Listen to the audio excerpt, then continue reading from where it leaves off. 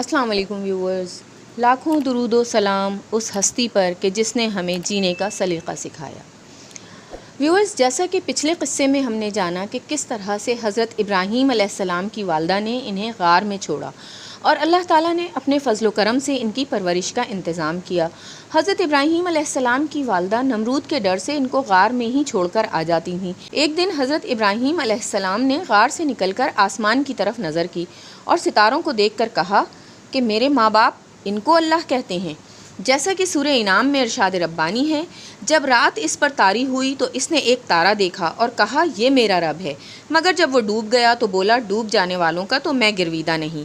پھر جب چاند چمکتا نظر آیا تو کہا یہ میرا رب ہے۔ جب وہ بھی ڈوب گیا تو کہا کہ اگر میرے رب نے میری رہنمائی نہ کی ہوتی تو میں بھی گمراہ لوگوں میں شامل ہو گیا ہوتا۔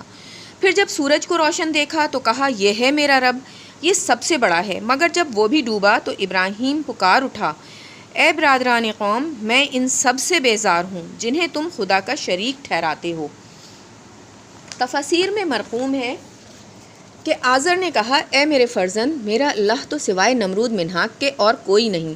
حضرت ابراہیم علیہ السلام نے کہا اے میرے ابا جان، نمرود منہاک تمہارا اللہ کیسے ہو سکتا ہے؟ اور اللہ تو وہی ہو سکتا ہے جو زمین و آسمان اور تمام مخلوقات کا پیدا کرنے والا ہو۔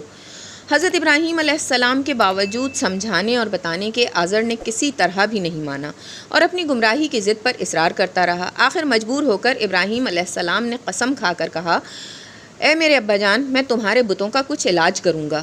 حضرت ابراہیم علیہ السلام کو جس قوم کی طرف پیغمبر بنا کر بھیجا گیا تھا، ان میں ہر سال 2 مرتبہ عید کا جشن منایا جاتا تھا، یعنی ایک روز عرفے کے دن اور دوسرے روز عید کے دن۔ ایک دن حضرت ابراہیم کے باپ آزر نے کہا کہ اے بیٹے ابراہیم، تم میرے ساتھ میلے میں چلو، اور وہ عظیم الشان میلہ ایک بہت بڑے میدان میں لگتا ہے، تمہاری اچھی تفریح ہو جائے گی۔ حضرت ابراہیم علیہ السلام نے جانے سے انکار کیا اور بہانہ بنایا۔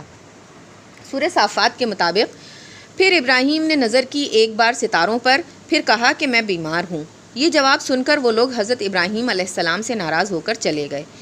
تفاسیر میں لکھا ہے چونکہ اکثر لوگ ان میں سے نجومی تھے، اس لیے حضرت ابراہیم علیہ السلام نے تاروں کی طرف دیکھ کر بہانہ کیا کہ میں بیمار ہوں۔ جب وہ لوگ چلے گئے، حضرت ابراہیم علیہ السلام ایک کلہاڑی لے کر بت خانے میں جا کر سب بتوں کے ہاتھ پاؤں توڑ پھوڑ کر ٹکڑے ٹکڑے کر کے کلہاڑی سب سے بڑے بت کے کاندھے پر رکھ دی۔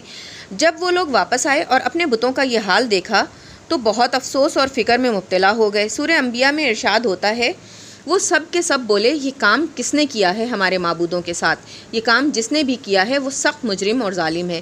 وہ سب آپس میں کہنے لگے کہ ہم نے سنا ہے ایک نوجوان، نام اس کا ابراہیم ہے، ہو سکتا ہے شاید وہی ہو، کیونکہ وہ نوجوان ہمارے پتھر کے بتوں کا سخت دشمن ہے، اس لیے زیادہ شک اسی نوجوان پر ہے۔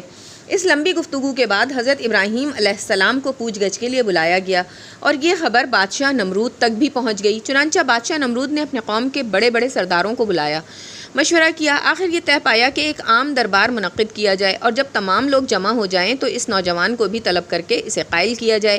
بادشاہ نمرود نے دربار منعقد کرنے کی تاریخ دے دی اور عام اعلان کرا دیا کہ حضرت ابراہیم علیہ السلام کو بھی دربار میں طلب کیا گیا ہے۔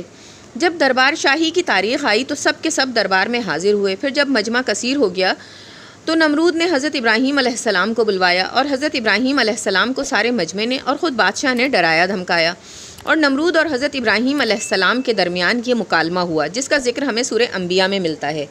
نمرود نے کہا یہ کام ہمارے بتوں کے ساتھ تم نے ہی کیا ہے، اے ابراہیم افسوس ہے، تم نے سب کو ہی توڑ دیا، کسی کو بھی ثابت نہیں رکھا، آخر یہ کیا بات تھی؟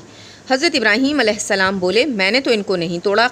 قریب سے شیطان لعین کی آواز آئی، میں گواہی دیتا ہوں اے ابراہیم، ایک دن تم نے کہا تھا کہ میں تمہارے بتوں کی فکر کروں گا، شاید تمہیں نے ہمارے معبودوں کو توڑا ہے۔ کافروں نے حضرت ابراہیم علیہ السلام سے سخت لہجے میں کہا۔ سورہ انبیاء آیت 62۔ انہوں نے پوچھا کیوں ابراہیم، تو نے ہمارے خداؤں کے ساتھ یہ حرکت کی ہے؟ چنانچہ دربار الہی سے حضرت ابراہیم علیہ السلام کو حکم ہوا کہ آپ ان لوگوں سے کہہ دیجئے، سورہ انبیاء آیت 63، بلکہ یہ سب کچھ ان کے اس سردار نے کیا ہے، انہی سے پوچھ لو اگر یہ بولتے ہیں۔ یہ سن کر وہ شرمندہ ہوئے۔ سورہ انبیاء کے مطابق یہ سن کر وہ لوگ اپنے ضمیر کی طرف پلٹے اور اپنے دلوں میں کہنے لگے واقعی تم خود ہی ظالم ہو۔ پھر ارشاد ہوتا ہے مگر پھر ان کی مت پلٹ گئی اور بولے تو جانتا ہے یہ بولتے نہیں ہیں۔ اگلی آیت میں ارشاد ربانی ہے، ابراہیم نے کہا پھر کیا تم اللہ کو چھوڑ کر ان چیزوں کو پوج رہے ہو جو نہ تمہیں نفع پہنچانے پر قادر ہے نہ نقصان، تف ہے تم پر اور تمہارے ان معبودوں پر جن کی تم اللہ کو چھوڑ کر پوجا کر رہے ہو، اور کہا تم کچھ عقل نہیں رکھتے۔ جب حضرت ابراہیم علیہ السلام سے یہ مکالمہ ہوا اور ان کافروں سے کوئی دلیل نہ بن سکی اور ہر بات میں وہ ناکام اور لاجواب رہے، تو مجبوراً ان کے سرداروں نے حضرت ابراہیم علیہ السلام کو مار ڈالنے کی تجویز دربار میں پیش کر دی۔ چونکہ بادشاہ نمرود بھی حضرت ابراہیم علیہ السلام کی بے باکی اور صحیح جواب سے عاجز آ چکا تھا، لہٰذا ان سرداروں کی تجویز کو عملی جامہ پہنانے کے لیے دوسری مجلس طلب کر لی۔ تو ویورز، یہ تھا حضرت ابراہیم اور نمرود کا دربار میں ہونے والا مکالمہ۔ اگلی ویڈیو میں ہم دیکھیں گے کہ دوسری مجلس میں کیا طے پایا۔ تو ملتے ہیں اگلی ویڈیو کے ساتھ۔ اللہ حافظ۔